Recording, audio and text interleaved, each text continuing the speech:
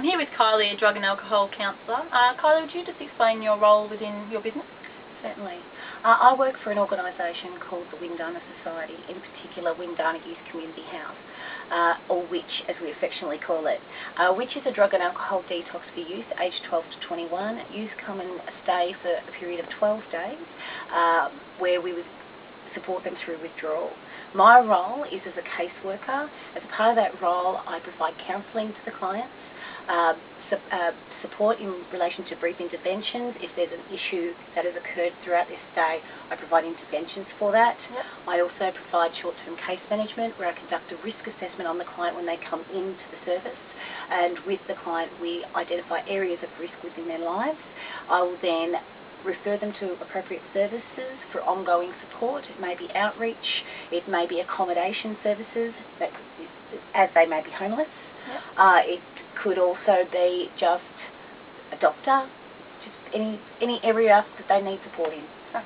So you work in close vicinity with people who are affected by alcoholism? Absolutely. A majority of our clients that come in are alcoholics.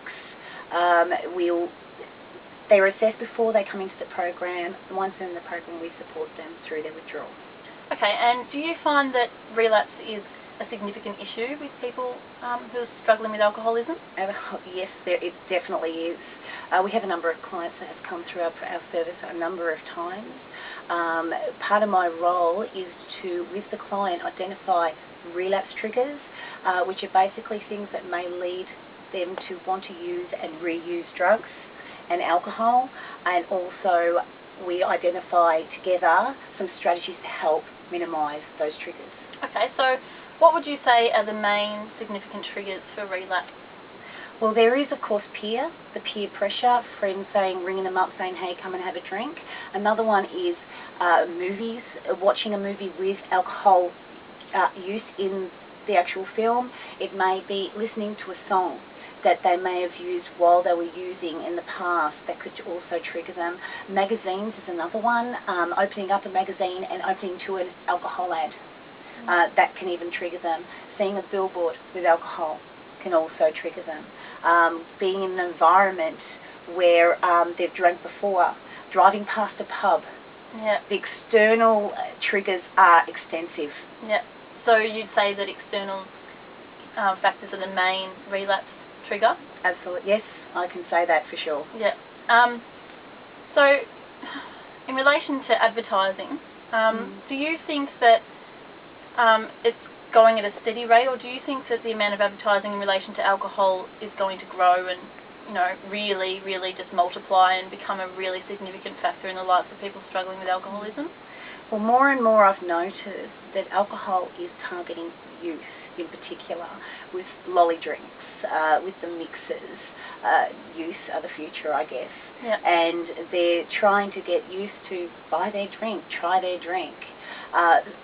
It seems to be more and more frequent. Advertising in relation to alcohol seems to be just there everywhere. Yeah.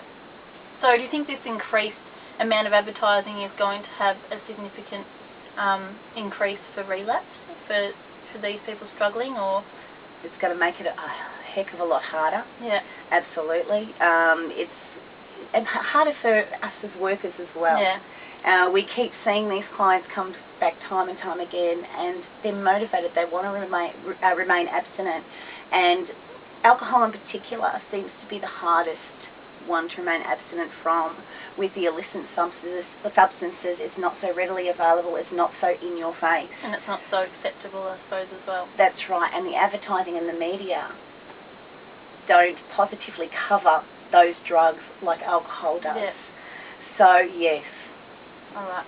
Well, thank you very much for your time, and I wish you all the best in the future. Thank you very much.